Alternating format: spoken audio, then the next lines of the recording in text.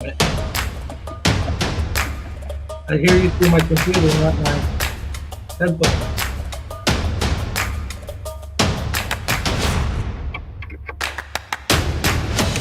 Ooh, now you hear me?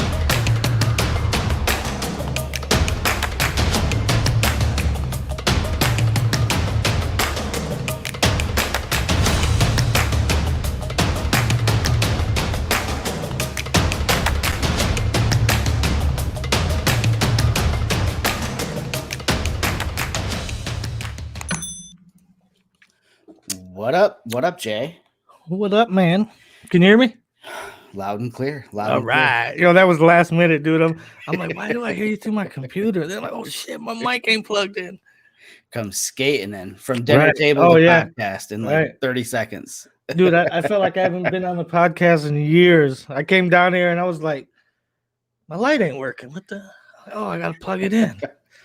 Yeah, I'm half expecting the light that's up here to go dead, run out of battery. I don't remember the last time I charged it. It's been a minute. Right. It's been a minute. What up, Wayne? What up, Dwayne? I said Wayne. And What you up, said Wayne Brady? I was gonna say Dwayne Wayne now, but Dwayne Wayne. what's happening? But hey, welcome to episode number 163 of Mirrorless Minutes. This Yes, is sir. kind of like a catch up. It's been a minute since It we've done has. this. I didn't even watch last week's or the last episode. I didn't even watch it. Well, it's okay because I didn't do it. Oh, you didn't? No. Oh. No, I figured you weren't here and I really didn't have too much that's been going on to talk about necessarily. So it was a good break. It was a mental break. It was for sure. Ain't that what they say? A mental day?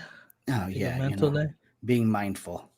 I know. Right. I think in the 6 years of doing this, I've only missed a handful of episodes, and it was always like extreme circumstances, like very extreme circumstances. Right. So to take it off for me is good. Every now and then you need a break, man. Yeah, without a doubt. Yeah, it seems like it's been a minute for me for sure. Yeah. So I knew I was going back to Alabama. And I was like, oh, please don't let it be this week. I said, because I missed the last show. I said, this dude's going to kill me if I take off another show. I miss another show. Just have to figure out a way to get you to do it on the road somehow. I have to figure out a way. Right. Even from your phone, or whatever. Right. Yeah. It might be kind of cool if one of these work out to where, you can skate out and do the show, at least drop in for like 10 minutes or something and kind of live from the streets or whatever. Right. Live from Applebee's. That's usually where we end up. Yeah. Hey, Shelly. What's up, sweetheart? Shelly. Yeah. So honestly, I think it would be awesome if you could do it remotely, like literally from the streets, like just and do some shooting while yeah. Right. And just show us what you're seeing. It'd be I would just sit back and for a change, I would just shut up like the whole show and just let you walk around and say, this is cool over here. This is what I'm going to do to go shoot it, and just get your camera out and just talk through what you're doing. That'd be sweet. Right. Or maybe one day we do an episode from the street. We should try and figure that out. That is always, especially now that you have some wireless mics. Yes. Yeah, we could definitely step up the audio game. It wouldn't sound so cell phone audio, I guess. Mr. Joe, how you doing? Mr. Edelman, what is going on? What have we been up to? Shooting as much as humanly possible. I've been slacking, honestly, Joe. Don't let him tell you that. Jerry shoots prolifically. He shoots with what he's got with him when he's out. So it's not always a camera. Sometimes it's with a phone. I've been watching a lot of your motorcycle adventures being documented with a phone. I think it's awesome. Right. I have my my tough camera in my frunk.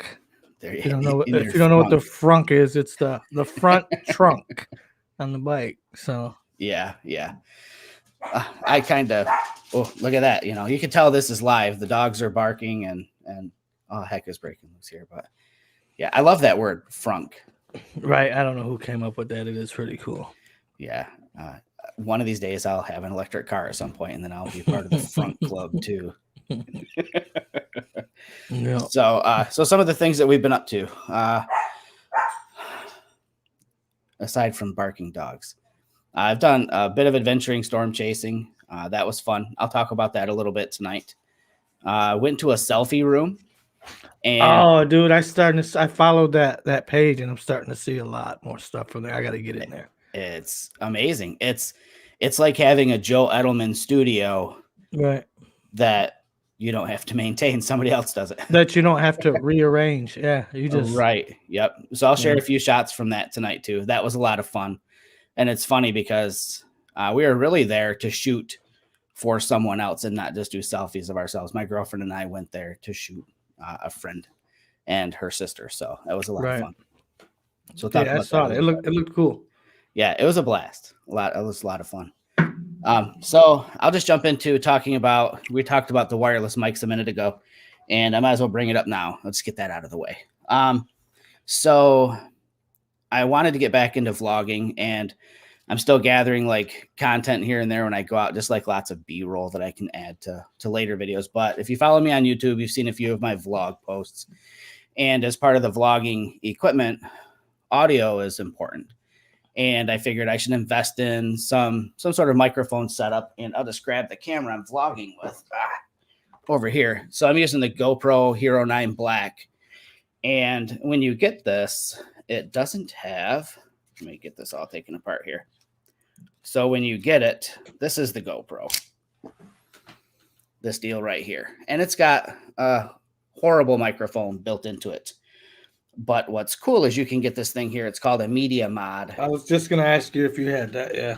So the media mod is this little case that the GoPro slips into, and it's got a connector inside of it that interfaces with the GoPro. And the media mod does a couple of cool things for you. Number one, it's got a built-in microphone that's a lot better than the GoPros. It has a foam. It's not really the same as a dead cat, but it does do pretty decent at blocking wind. The mic is directional, so you can have it when you're facing the camera towards you and have the mic facing you recording. If you have the camera facing away from you, you can turn on the rear side of the mic and have audio still coming from you, or you can turn on both sides if you were interviewing. So that's kind of cool. But what I like the most about it is that it's got these added ports on the back, which trying to do this way is probably cheesy, but there's a little door on the back, and that gives you microphone access as well as HDMI out and external power. So I was mostly interested in the external microphones, and the reason being that I wanted to get wireless lavaliers. And I started looking at the big brands first, and I was looking at Sennheiser, and I was looking at Rode. And I know audio is super important, but I didn't know how committed to the vlogging I would be, and I didn't want to spend like $500 on wireless lavs. So I did some research and watched a lot of YouTube reviews, and there's this company called Synco, and they make what is basically a clone of Rode's wireless lavalier. And for about $150, I think you can get this set that has one receiver and then two transmitters. And these are pretty cool. They've got a microphone that's built in the top here, and there's a little dead cat that'll snap onto that. But then it's also got ports so that you can hook in a microphone like a lavalier. And it comes with microphones with little dead cats on them. And it actually will attach to the hot shoe of your camera with this little clip. So it's got decent range. They pair almost instantaneously. And it does have like an adjustable gain on it, which is pretty cool. The range on them so far, I think the furthest I've tested it out is probably about 50 feet, and it still keeps perfect audio. And it's nice because if you're vlogging, you can have your back to the camera and still talking. So if you're turned around to talk about something and then you turn back to face the camera, a shotgun mic, you'd have to be facing the camera all the time. With these, you don't. It's radio. Well, the company Synco reached out to me, and they sent me their newest ones, which is like a step up from the ones that I'm currently using, in that they come with a little screen on the top. One of my biggest complaints about the first version is that there's no way to see your levels. So as you're talking, you can't see any kind of clipping, and you really don't know that the audio is clipping unless you're looking at your camera, which honestly, you probably should take a peek at your camera as you start to see if you are clipping. But if it's a run and gun situation, like is most of the time with the GoPro, usually you're just turning everything on and you're just going. And this new one actually has a little display on the top that shows you your audio level so that you do know if you're clipping.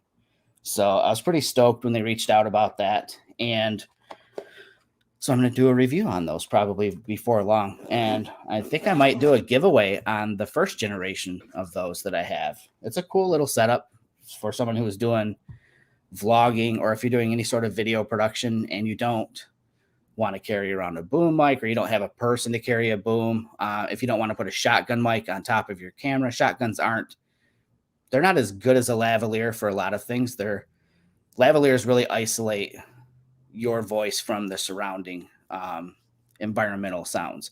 Shotgun mics tend to pick up more of that. If you want birds chirping in your scene, go with a shotgun. But if you want just super clear audio, then you want to go with a lav mic. So I think I'll do a review on these new ones, and I'll probably do a giveaway on this one. I tried to pawn them off on Mark Miller, but he just went and bought a set of wireless lavs. So, oh well, it is what it is. So pretty pumped on it. Admittedly, half of the vlogging that I've done, I still didn't put my wireless lavs on because it was so spontaneous. You know, I wasn't in a situation where I had pre-planned a whole bunch of things. This is kind of how I work anyways. I'm more like a... And you don't want to wear a lav mic all day long?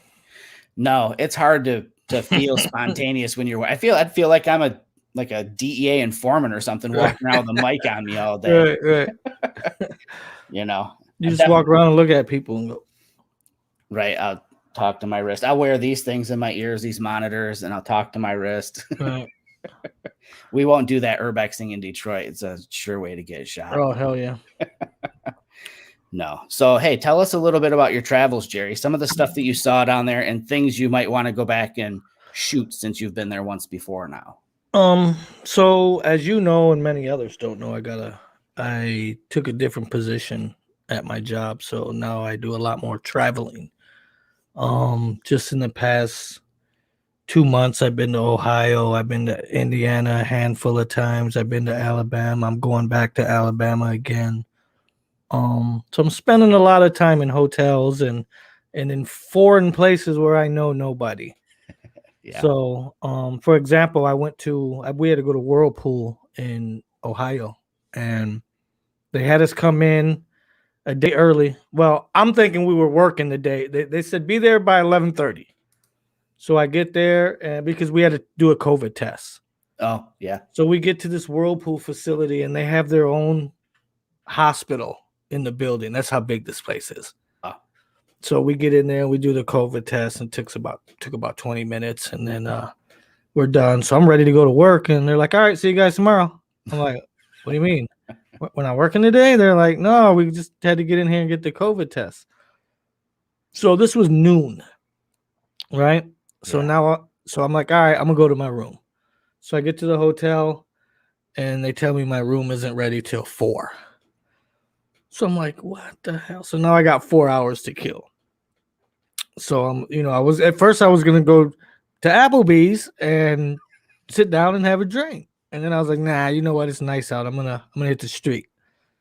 So I drove back downtown because I was probably about 20 minutes from downtown. Okay. So I drove back downtown and I just parked. I found a free parking lot, and I just got out and walked around and started shooting. And I shot a little bit with my camera because I took my camera that I had. I had my Sony with me. And I shot with that a little bit, and then I was like, then I started playing around with my phone and shot a few images with my phone. So that's what I've been doing, man. I was down in southern Indiana, and same thing. I driving around, and I pull over and see stuff and get out and take some pictures. I'm gonna put together a small kit for traveling. Yeah.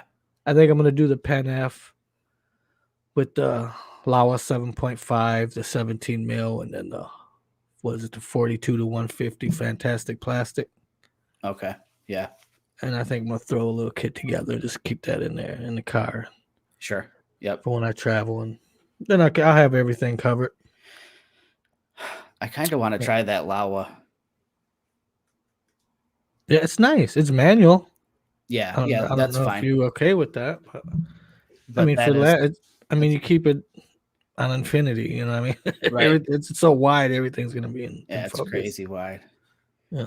So, hey, how's it going, Rick? And Rick, looks like Jeff squeaked in. I was yeah, just browsing the Facebook Z man, earlier. He must have raced in on his bike. It looks like he put in like 25 miles today. So right? he's coming in hot, just like you were, Jerry. So on these travel trips, Jerry, so you had a few hours to spare. Are you like exploring and looking at things that you might want to come back later and shoot with, like focus on Oh, shooting I versus mean, just kind of definitely if I eyeballing? find something worth coming back for, you know what I mean? Yeah, for sure. Yeah, I mean, the town, the little town I was in, it was an old town. It was a cool town. Yeah, It reminded me like of an old mining town or something. There was a lot of old places there, nice. and it wasn't real. It was, I'll say, a little bigger than downtown Grand Haven. Oh, so really small. Yeah, but it was pretty cool down there. I would probably go back Yeah. and check it out. You ever thought about doing like a travel series, like, just kind of images collected on your travels for work, just, I don't know. creating a That could collection. be something. Yeah. I've been concentrating more on images when I travel on my 3-wheeler. Right. Yeah, for sure. I mean, I got some plans for that. So, Hey, welcome aboard, Mike and Steve. Everybody's rolling in. Yeah. So the traveling on the bike thing, does that change your photography at all? As far as, yeah, I know your head is in a different place on a bike versus in a car. no, not really. I No. mean, there might be. All right. So you're just as likely to pull over in a car as you are on the bike. I'm more likely to pull over on my bike than in my car. So it does change things. Because But you're more likely to pull over. not as likely as I am on a pedal bike. If I could have it my way, I'd be on a pedal bike. Maybe an electric pedal bike, because my ass probably from riding all day long. Yeah. Yep. But so it does change your frame of mind then. I mean, in a for car, sure.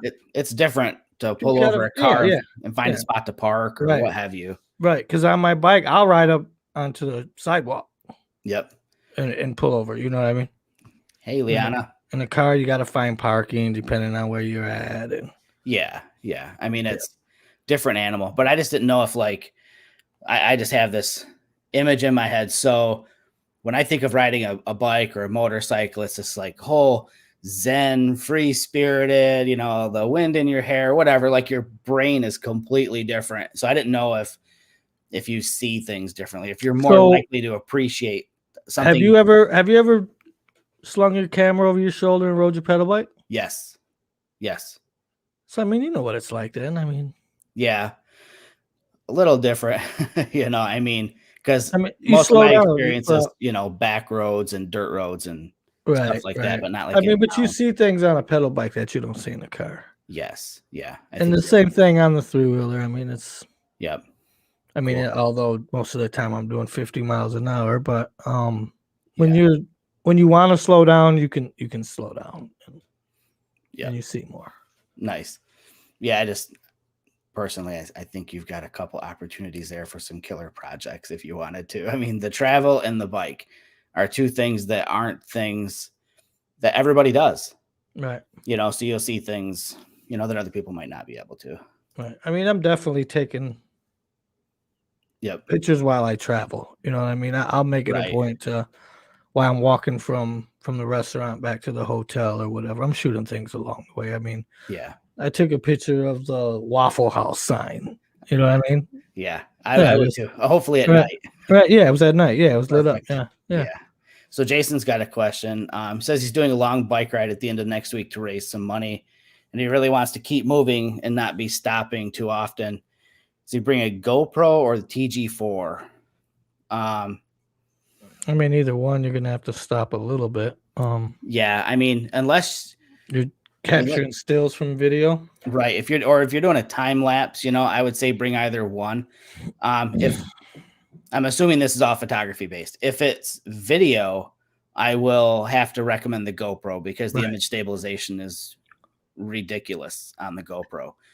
But if it's still photos, yeah, take the TG4 for sure, and just maybe set it to time lapse or whatever's something. more important to you. Yeah, you got to make that decision. It's tough decisions. Yeah, or do both. Mount the GoPro and throw the TG4 in your pocket. That's a good idea. One on each handlebar. Right. Why not? If you've got two mounts, if you can swing two mounts, man, do it. Right. I'll tell you what, that would be a good experiment, and I'd love to see the results from something like that too. If you did shoot with both side by side, just to see the comparison. I'm sure a lot of people would like to see that comparison, actually. Right. I know Alan has a 360 camera. I'm gonna borrow it from him, mount it to my bike. Oh, those are a whole different they're way of weird. thinking. Right. Yeah, especially when it comes to video editing. It's Right. you have to think in completely different terms, but it gives you a ton of possibilities too. Leanna said she was in Vegas a couple weeks ago and barely shot anything. What? Well, I'll be honest. When I was in Vegas last year, I think I probably took 10 photos from the old strip, and that was it. I think it was more of a be there kind of experience. Vegas was, but then again, I was there for in a night. Right. Them lights would keep me from doing anything other than shooting. That's all I shot. Right. All I shot were the lights in the old strip. The new strip it's not. But is it lit up down there though? That's the other thing too. There's lots of light. Right, it's just super modern. It's not the Vegas that people of like a certain age think of when they think of Vegas. Okay, I've never been there, so yeah, I don't know. But so Jason says all photo based. If it's photo based, dude, just go with the TG4. I think you'll be a lot happier. Yeah, for sure. I mean, if you're gonna pull over and jump off real quick and take a couple of shots. Yeah. So this tells you how bright it is in Vegas, Jerry. She said she shot at ISO 100 the whole time. Oh yeah, never mind. Yeah, it's bright for sure. Right. I mean, but yeah. You know what it is, or what is upon us is carnival season. I'm starting to see carnivals. Yeah, it's funny because that was something Shelly was talking about a month and a half ago. She said, if anything comes back from COVID soon, I hope it's fairs and carnivals. Yep. I love shooting carnivals, dude. Yeah. There's so much going on there. And I only show up at night. Oh, yeah. So, for sure. I mean, dude. The lights, the weirdos, the cool people, whatever. Just, I mean, yeah, everything. Color. People playing games. And, I mean, yeah. I got some cool pictures at the carnival before they shut it down, man. Yep. Well, we've got that to look forward to this year. So, right. At least a few. So let's jump into some photo shares and kind of get that going. And all right, I'll do mine. You rock and roll, dude. I only got a couple, so. Are they of your trike? No. I'm shocked. You've been putting out some cool shots here. No, so here's the thing with that, man, right? Hold on. So can you see? Not yet. There. No, still not yet. Something changed, dude. You don't see that? No, I don't. Here we go. Here we go again. Let me remove the intro video. It shouldn't matter though. Wait. Here we go. Yep, I told you it's been a minute. You got it. I think John is right. Get to the fair just before sunset and then stay into the night for sure. Yep. All right, so this is just a couple pictures that I took walking around, like I said, in that town in Ohio. It was the town's called Marion, Ohio. Okay. And which is funny is because when I posted this on Instagram, somebody that we follow each other was like, "Hey, you're in my town." I was like, "Damn, I wish I would have known that when I was there. When I had 4 hours to kill, I gotta call this dude up and shot with him." You know what I mean? Next time. Right. I think I'm gonna have to do one of those things. I'll be in your town this weekend. You know what I mean? Yep. And that way, if people want to hook up and shoot, we can do that. This was just this is a really narrow ass building that I saw down there, and the red really stood out to me. So I thought it was pretty cool. It was just four windows, and they're perfectly placed. And yeah, I mean, I thought it was a cool shot. I like that those funky windows on the bottom. They're weird. Yeah, And then so I shot this. I think this is an iPhone shot. So this here. So this was kind of a cool spot. I felt like I was in Crackhead Alley, but I only saw like one or two crackheads, so I was all right. There's an I'm standing under a bridge, which is like the highway or something. And there was just a bunch of old buildings around me, and I don't know, it was a really weird feeling, like dirt road. It And looks ghost townish, you know. yeah, that's what it felt like. But it was cool though. So I was like, and then the light was just right. I mean, I got shadow and bright spots. And I see something like that. I want to find how I get in.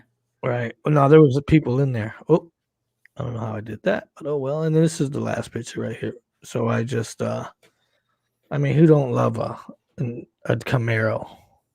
That's a Camaro, right? Yep. Yeah. And it's not an IROC. It's funny. It looks.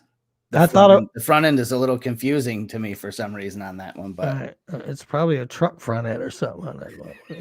Maybe it's got a front. I don't know. Right. Right. I think it's a Camaro. At first I thought it was an IROC. My dad had an IROC when I was growing up. I thought that was the coolest shit. And then Joe Dirt had one, so then IROCs weren't cool anymore. So but so this was just, I thought it was cool. I'm like, you know, I'm gonna frame this up right through the chain link on the fence, and I mean, it kind of tells the story. It's behind a building, and it's just sitting there on pretty much on blocks. It definitely tells a story. It's in a different kind of gated community. Right. And so I just basically walked around and looked for stuff like this to shoot. You know what I mean? Something different. And yep, for sure.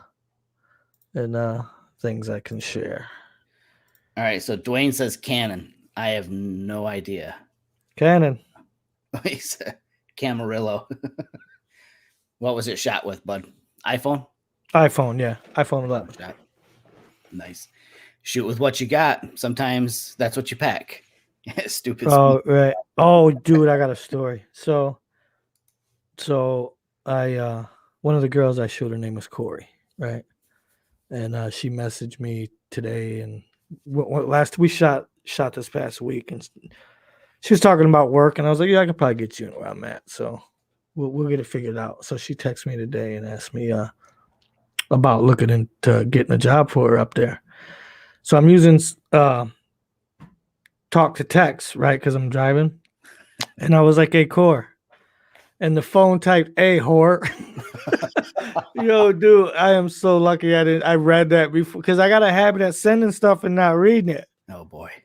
But I read that, and I was like, oh, boy, good thing I didn't send that one. That one wouldn't went over well. Gotta love it, man. Right. All right, let me pull up some photos here.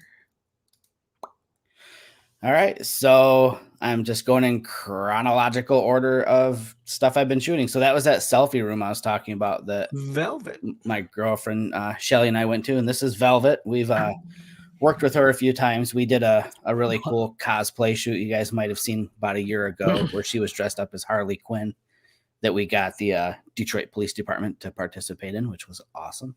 Nice. So this shoot was actually, we were supposed to meet up with her, and she was having Shelly and I meet up to shoot her, mostly her sister, because her sister's graduating, and she wanted to give her kind of a cool little gift of having us shoot them. So we were going to meet downtown in Grand Rapids, but it was like over 90 degrees and windy. It was just miserable outside. And Shelly suggested that they look at the selfie world in Grand Rapids. And when Velvet saw it, she said, yep, let's go there. So we met them there. And I think there were about 14 different rooms. All the rooms had completely different looks to them. And this one was, you're kind of looking in a corner almost. And there are these white fluorescent tubes attached to the wall. I did some photoshopping on this to remove the end caps of those fluorescent tubes, had a little bit of shine to them. I'd like to suggest to them that they hit them with some matte black spray paint so they don't shine. But other than that, it was just fun. I'm looking at space and just trying to think of some fun things to do. And then Velvet turned her head and her hair flipped. Actually, I think she bent over and flipped her hair back to adjust it. And I said, whoa, hold on. Let's do that a couple more times. So I was shooting with the Sony A7R III, and I had the Viltrox 85 1.8. So I didn't have I had a longer focal length, and this is again inside of something that's the size of like a clothing store basically, and it's broken up into all these rooms. So I didn't have a lot of room to move back. So I was back about as far as I could get. And so I did clip off some of her hair because I couldn't get back any further. I didn't want to shoot wider angle. I wanted a tight shot. But this is at f1.8, and this is a base ISO. So I could shoot at, I think this was 1/400th of a second at ISO 100 on the A7R3. And it is, again, a little bit of Photoshop here, mostly to remove the visible end caps. And actually, I'm lying. I forgot I did a big Photoshop job on this. Because of the way she was standing in the room, the light bars on the right-hand side weren't as close to her. They were actually probably twice as far out in the frame. So I took the middle section. I took a section of the photo out and then moved those light bars in. I forgot that I did that on this shot.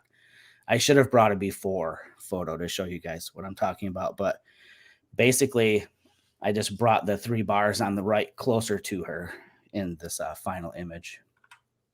And the next shot is, again, same room. So this is the person that we were shooting there. And I totally am drawing a blank. I want to say Mia, but I'm probably wrong. Oh my gosh, can't believe I forgot already. It's only been like 3 weeks. But this shoot was for her. And again, just a different room in there. And same lens and camera setup. I was shooting with the A7R3 the whole time. So, and this is with that Viltrox 85 1.8, wide open at 1.8, and a little bit of post to add a little bit different color feel to it. It's kind of a tougher room to shoot in because the walls were all red. So, I mean, you can see that it's an extremely warm image, but it's actually been cooled down quite a bit. The next shot was about a week after that. We had the eclipse, and I forgot that we had an eclipse happening, and I woke up and realized, oh, today's the eclipse. So figured I'd give it a shot and ran out the door a little bit late. I think the eclipse started at like 7 or something. And I think I got out to this spot at about 7:30. I'd been running into fog everywhere I was going in the morning. Oh, man, I knew nothing about that. So this was shot with the OMD EM1X and the 40 to 150 f2.8 Pro, and this is at 150 millimeters. And you don't really want to shoot things like this wide. You want to shoot it as long as you can. I've got a few shots with the 300, but with the 300, I couldn't get far enough away from my foreground subjects to really incorporate them into the shot in any meaningful way. So I ended up reverting back to the 40 to 150 f2.8 on this. And this is just base, pretty much base ISO and wide open at f2.8. So it's a ISO 200. And the next shot is later on that week. The first, I'll just put air quotes around it, stormy weather in Michigan had me storm chasing south of me towards Horton, Michigan, and never really developed into much of anything other than just moody skies and rain. And that was really about it. A little bit of wind, cooled it off a little bit. This was one of those days when it was in the upper 80s, around 88 degrees. So I was just racing around trying to get in front of this weather as it moved in, hoping that there would be something a little more dramatic than this. But I was at least lucky enough to catch the rain as it started to drop down from the clouds. And this is also shot with the A7R3. And this is the Tamron 28 to 75. I'm zoomed in a bit. That tree's out there quite a ways. So I'm probably close to like 60 or 70 millimeters with that. But this is kind of one of those things that I've been doing a lot of lately. So it's exposure bracketed, and then it's also focus bracketed as well, just so that I could make sure that I had everything as sharp as I could possibly get it. Although I didn't focus bracket like with 3 or 4 steps like I would usually for a landscape. This is really just 2 shots in 2 different focal planes. So the tree, and then on the farmhouse in the background. And then the farmhouse was far enough behind the tree to where it made sure that the clouds and everything further back was in focus, because I was shooting at like f11 when I shot this. And another storm chase a little bit later, and just stumbled upon this old barn. I was out in the middle of nowhere and ended up having like the low pressure light turn on my car for my tire. So I'm racing around trying to find a gas station because I didn't know if I had a leak or something, and was cruising down a country road and passed this silo that's painted up to look like an old potato chip can. And the cool thing about this is literally the weekend before, I was with Shelly at her mother's house, and her mother had a potato chip can that looked just like this. And Shelly's son noticed it and was checking it out. So her mother gave it to her son.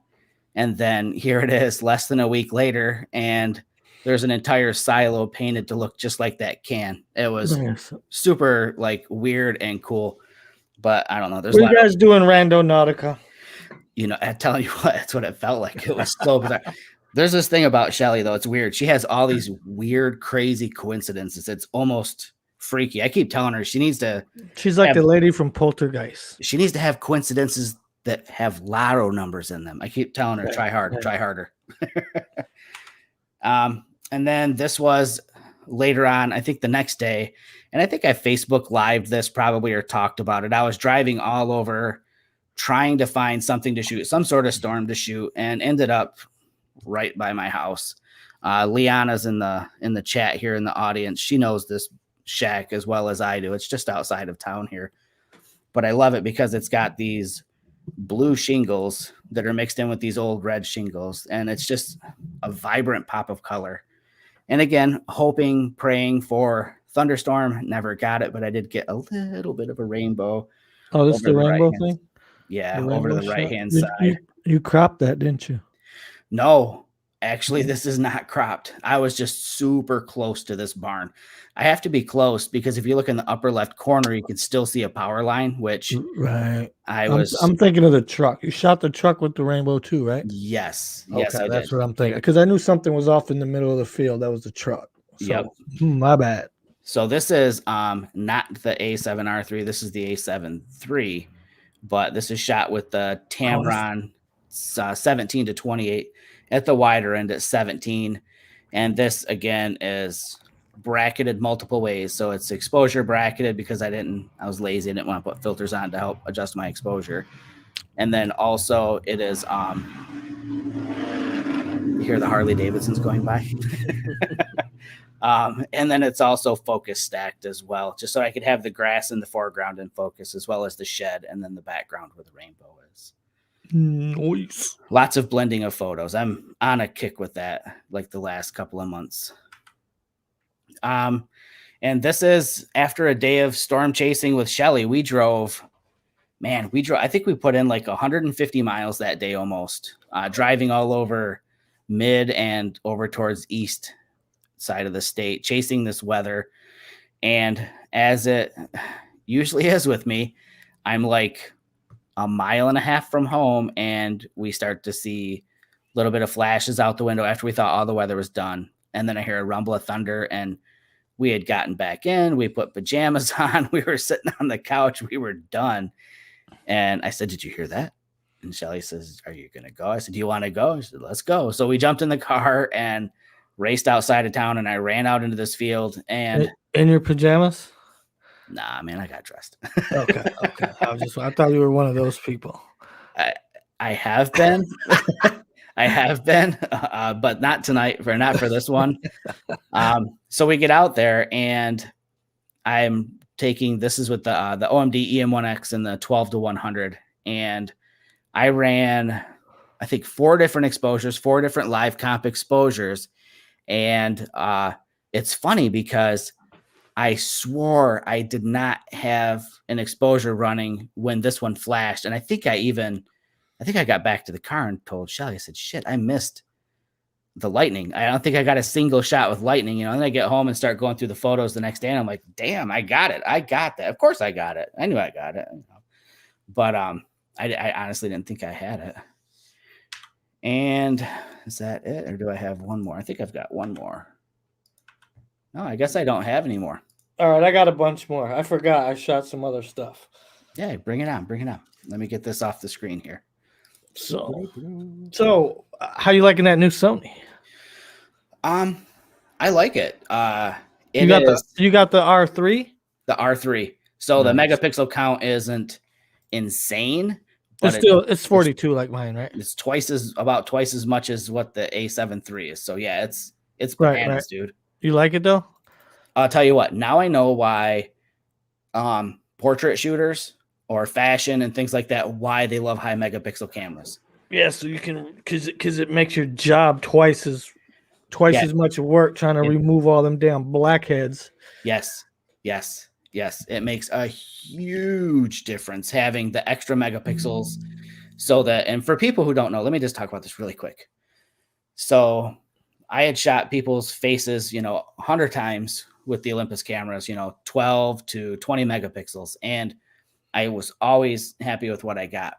Right. But if you wanted to crop in, what happens is you lose the detail because you don't have the higher megapixel count. So it's harder for when you're going to go in and start cleaning up if you're doing any sort of cloning or patch tool or content aware fill. And it's not just for people's faces, but that's where I'm really appreciating it the most. But even in landscape photos with lots of detail, when you use those tools, the algorithms in Photoshop or in Lightroom, when you're using the spot removal tool, those algorithms will say, okay, this is what you want to clean up. It's going to look all around it, and it's going to look at all that detail and pick little bits of that detail to fill in this spot with. And the more detail you've got, the easier it is for it to fill in those areas when you're patching and things like that. So yeah, those selfie room photos, those girls are super cute, but just like any other young person, you prone to pimples and things like that, and removing them from a 42 megapixel shot versus like a 16 or 20, night and day. A lot more work. Night and day difference. Alrighty. So, I went to Sugarloaf. I forgot where you were that day. You were somewhere with somebody. Me and Alan went out to Sugarloaf. Sugarloaf is a abandoned ski resort it's a little southeast of Traverse City here in Michigan. It's been abandoned since the late 80s, maybe early 90s. I think the late 80s. And it's pretty much trash now. They're actually gonna tear it down within the next month or two. So me and Alan, I told him, yo, let's get up there. We actually went to lunch or to breakfast one morning on a Saturday, and we were like, all right, what are we gonna do today? And then we were like, you know what? Let's go to Sugarloaf. Screw it. I've never been there, and I want to see it before it's gone. So this was a spur of the moment thing, and we didn't have nothing to do, so we shot up north. It's only a 3-hour drive from us. So as you know, anytime you go into abandoned properties, you're going to find graffiti, and that's one of my favorite things.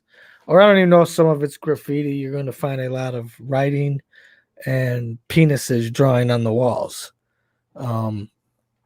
So this is Jesus' daddy, and I don't know what that means, but I thought it was pretty cool. So I took a picture of that with the paint peeling off the wall and the red. I think the red spray paint made it stand out a little more, made it pop a little.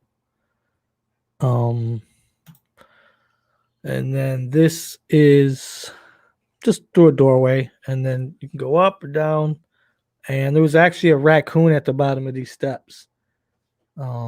Alan, I took the picture, and then I turned around, and Alan walked through the door, and there was a raccoon running around down there, so we had to watch out for him so he didn't come after us. But crazy, this was pretty cool. So that's cool. So both Steve and Jeff have skied there. Oh, really? Nice. Yeah. And then this was in the bar area. And this whole place is trash, dude.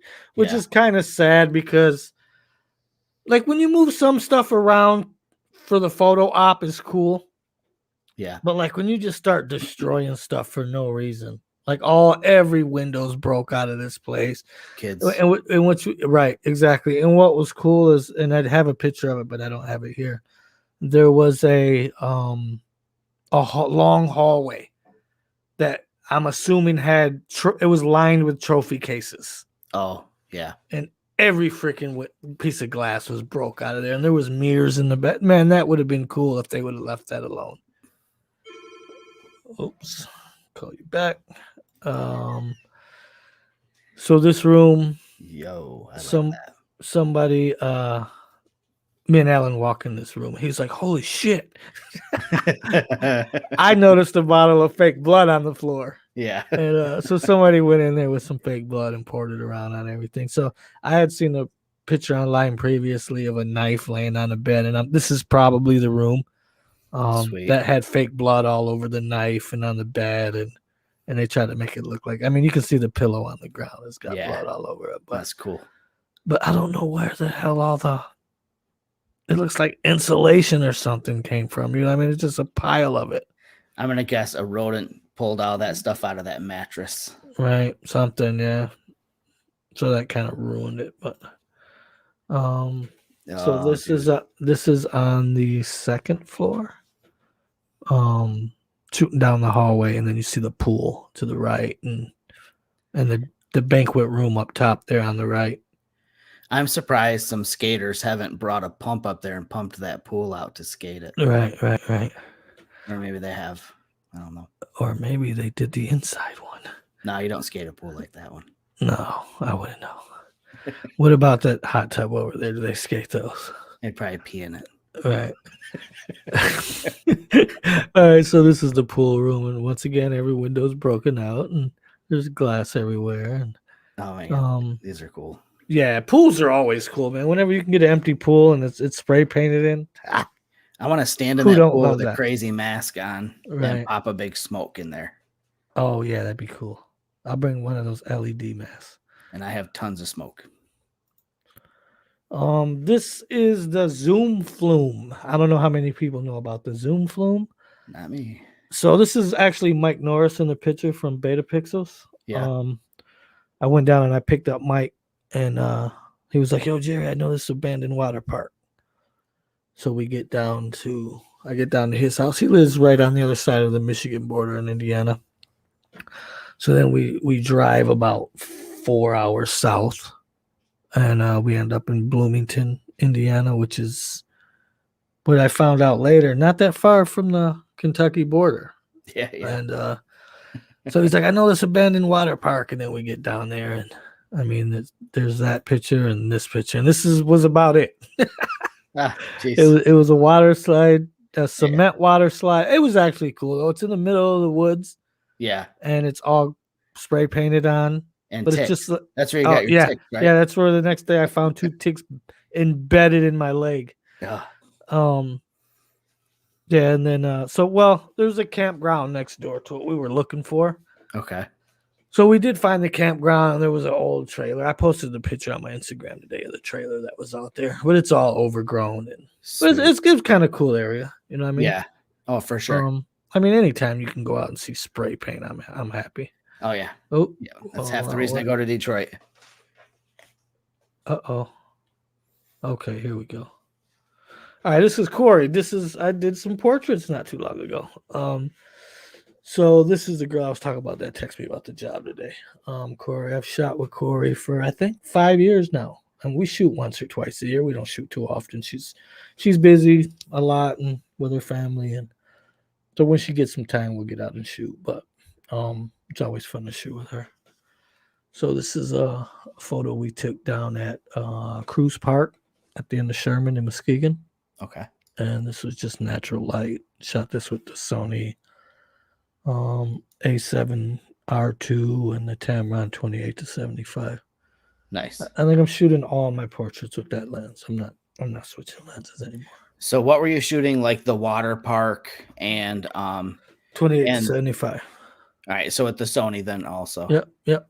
So in those situations, you're going with that for like the higher ISO. You're going with it for like the higher megapixels, so you have more detail. Like I'm a little bit of all of it. I mean, you gotta love the extra detail. Yeah.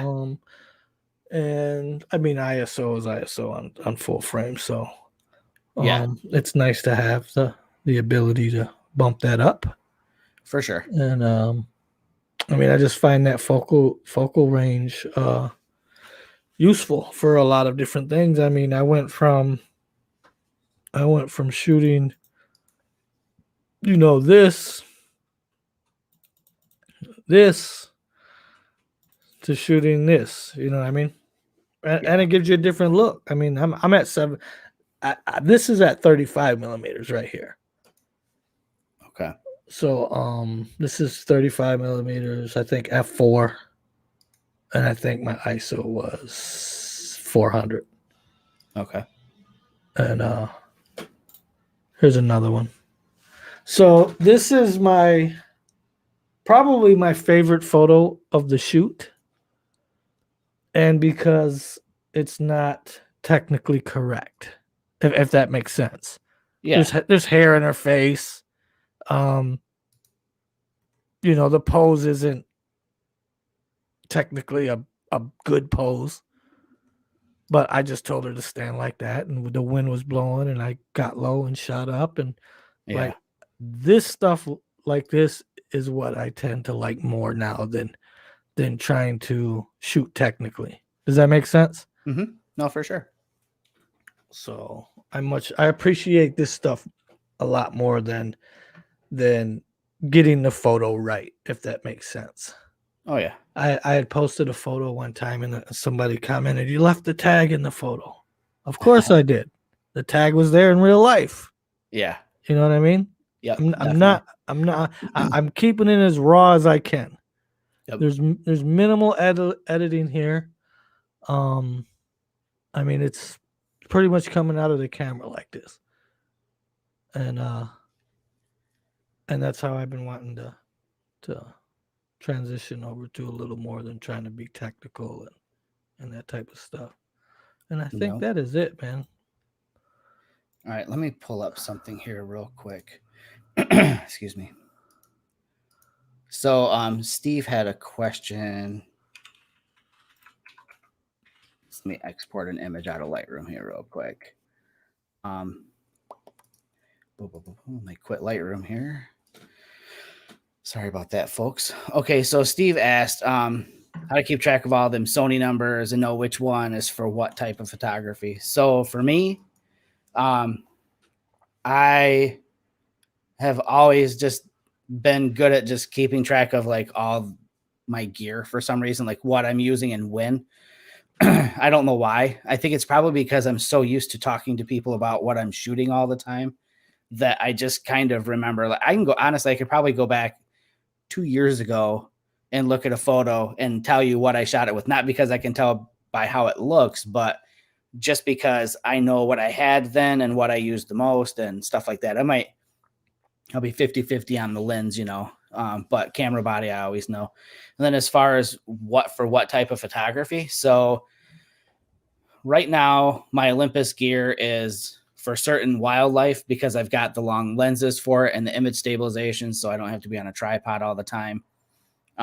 It's great for live composite stuff. So for lightning, I could do lightning on the Sony, but I'm going to run a time lapse. If I can't do long exposures, like super long exposures, then I'm going to have to run time lapses while I'm doing exposures. And I'll end up with hundreds of photos and maybe miss the shot. I think you're going to need to give that a shot one of these days. What's that? Shoot lightning with your Sony gear. I have been. I've got shit ton of photos from it, from Kansas and from here. I'm saying just for editing purposes. You know what I mean? Yeah. Well, no, I have the images. It's just capturing the images is harder.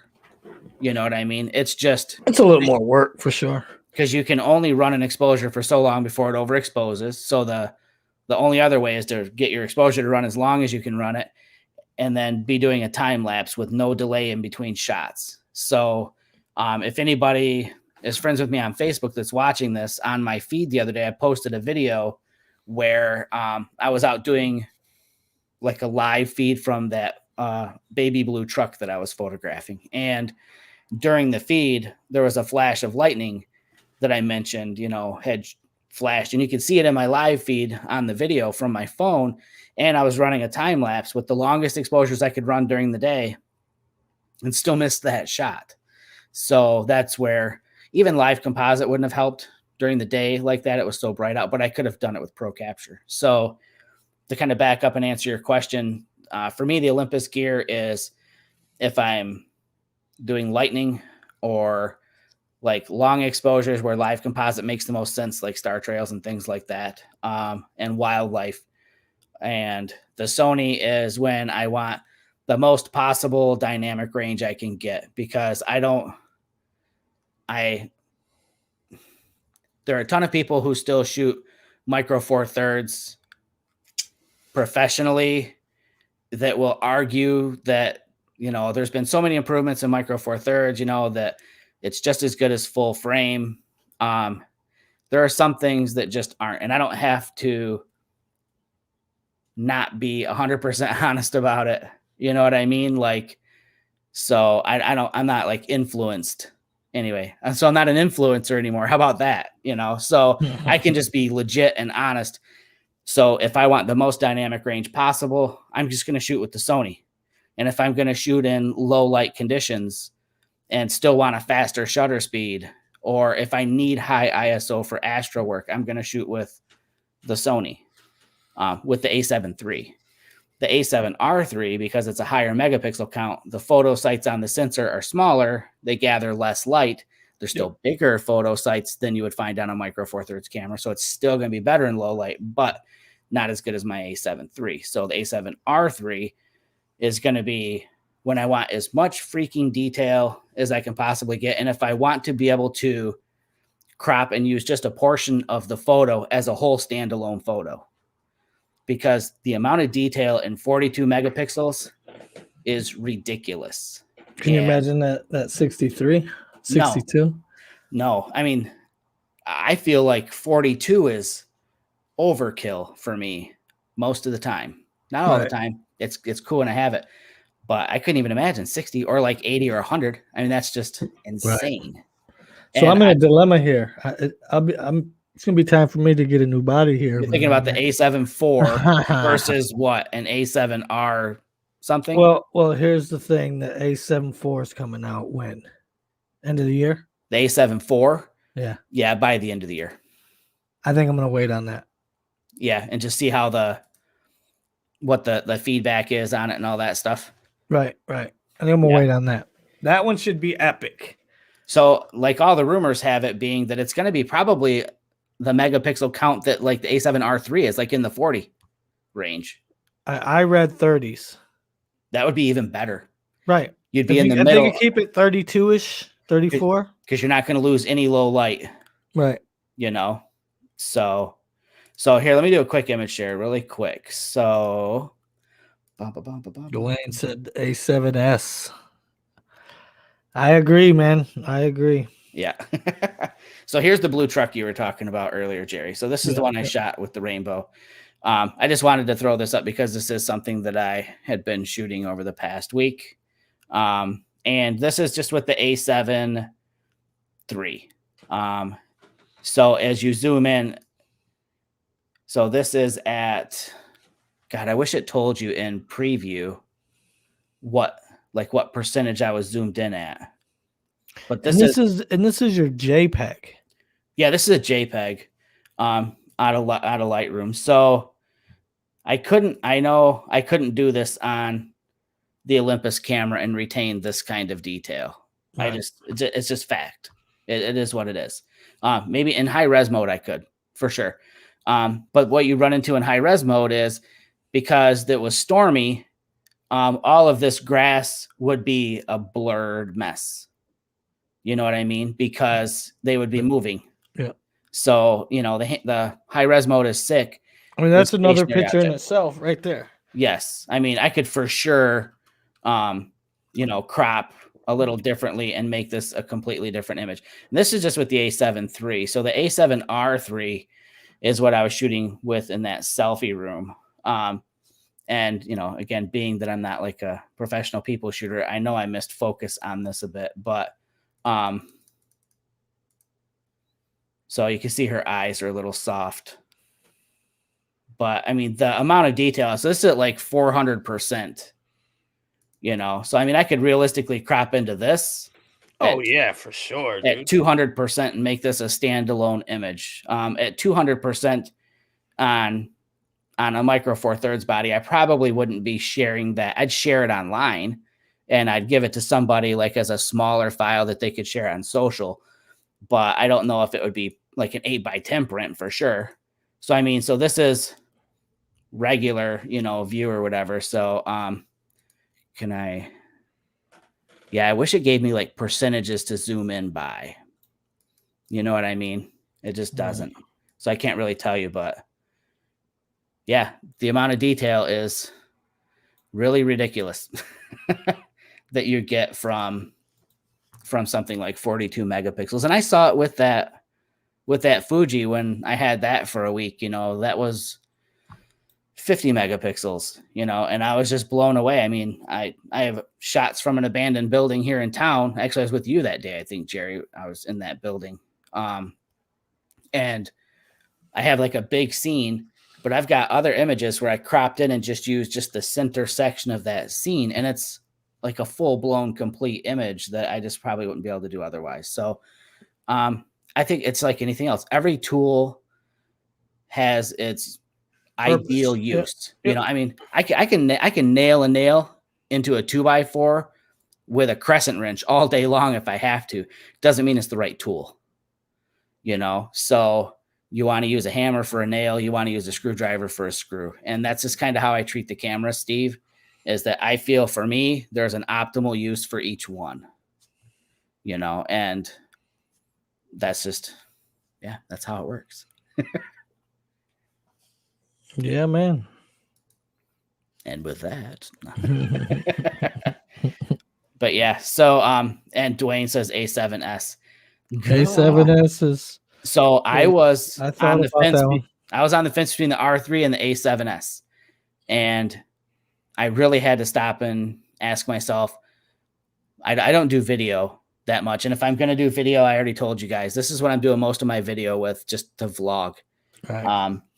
But I thought about, man, Astro, and I've had people say, well, but it's only like 12 megapixels. I'm like, yeah, but you can upscale images now in Photoshop and now in Lightroom, and then there's gigapixel AI, and there's all these tools to upres your images. So I could take a 12 megapixel and make it 24, but it's like, okay, so now I'm taking this image and putting it right at the same size that my A7 III is at. So I don't really gain some high ISO. The low light is so good on that A7S, but the A7 III ain't no slouch. No, it's not for sure. It's still, I mean, outside of the A7S, it's probably the best camera on the market for low light. It is. And that's the reason why I'm leaning towards the 4 and the A7 IV. Yep. And not the A7R IV. Yep. Because you get the perfect blend. Yep. Yeah. I mean, I got an A7 II now, so yeah. And I want that extra ability in low light. You know what I mean? I shoot a lot of night stuff. I need that. Yeah, you do. You do shoot a lot of night stuff. I know you would definitely use it to its full potential for sure. Yeah. So that'll probably be I've been waiting. I thought in goddamn Fro Knows Photo. I didn't realize it was April Fool's, and he posted this goddamn video about the A7 IV. Yeah. And I'm like, oh shit, they released it. So I'm digging through the internet, and I'm like, wait a minute, what's today? Because he always does an April Fool's thing. Yeah. And then I was like, God dog it, he got me. I was sure. I was geeked. I was ready to pull the credit card out, man. Get the damn camera. So speaking of pulling credit cards out, to all my people out there with expendable income, I'm headed to Oregon the first week of August to scout. This year's workshop series is kind of a bust.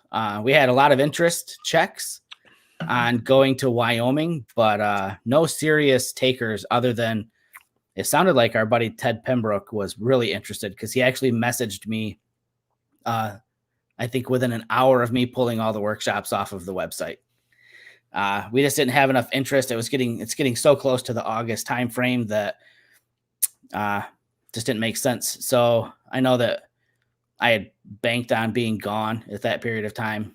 I did some discussion with Mark about places to go to scout for workshops. It felt like maybe the Tetons in that region wasn't interesting enough for people. So headed to Oregon August 2nd through the 6th, I think. So it's like a Monday through a Friday to cruise the Oregon coast, and planning on announcing a Oregon coast workshop for 2022. That'll go live on the website well before the end of the year. So this will probably be the most advanced notice we've given on a workshop. So it'll give people plenty of time to research, see if it's something you're interested in, and start saving those dineros to go. We won't make it crazy expensive. I think Mark and I think we like teaching enough to where we're willing to go with pretty much a break-even proposition for the most part. As long as we can cover our expenses to get out there and put food on the table while we're gone, I think we're going to run those workshops really affordably moving forward. So keep that in mind in the back of your heads and keep an eye out on the show, and it should be a fun time. So I'm looking forward to doing a hunt for Bigfoot workshop. Yeah. Well, you know what? It's funny you mentioned that. Take Seth and put him in a fucking goddamn costume. Have him go out there and beat on a tree with a stick. So I started working on some concepts for a graphic for this workshop, and a Sasquatch is probably going to be a part of that graphic. I'm sure. And I guess one other thing too, if you're in the Michigan area or close enough to visit and want to hit the lake shore around the end of July, I'll be there. All right, will you? One of the camera stores that I highly recommend and do work with occasionally is the Camera Shop of Muskegon. And every year they do this big photo fest, and it's always fun. They always have different people there speaking. They do like giveaways and big discount giveaways, and it's a fun weekend. And I'll be up there July 31st. I'm going to give a couple of presentations up there. I'm going to do one on storm and inclement weather photography. It's been a passion of mine for years now, and I feel like I've done it enough to where it's time to put it all into a presentation and start teaching people what I know about it and how to get the most out of those situations. And then I'm going to do another presentation on something that I've been talking about a lot on this show lately, and that is focus stacking and exposure bracketing, and then combining the two. So I'll go over the hows and the whys of both of those methods, as well as showing my post-processing workflow. So I'll give a presentation, I'll cut the presentation off, I'll go straight into a workflow with images that I will have captured between now and then. So these will be images I haven't shared online or anything like that. So I'll work through my whole process in real time for the first time with these images with the group. So it'll be kind of a fun thing. And like I said, it's a fun weekend up there. So again, that's the Camera Shop of Muskegon, and I'll be up there on July 31st. So swing on up, spend the weekend up on the Lake Michigan shoreline, and let us know if you're going to be there. Maybe Jerry and I'll meet up, and we'll go to the deck and get drinks. Is that the new container? That place, it's slapping right now, man. So, it's super cool. Like Jerry said, we'll go get drinks and we'll shoot on the beach for sunset. Oh, yes, sir. I saw Mike Amico down there last night. Nice. Yeah. So cool. So we'll hopefully see you guys there July 31st. And 2 weeks from now, we'll be chatting with you guys again. Until then, thanks for tuning in, you guys. We appreciate it. Take care and get out there and shoot. Peace.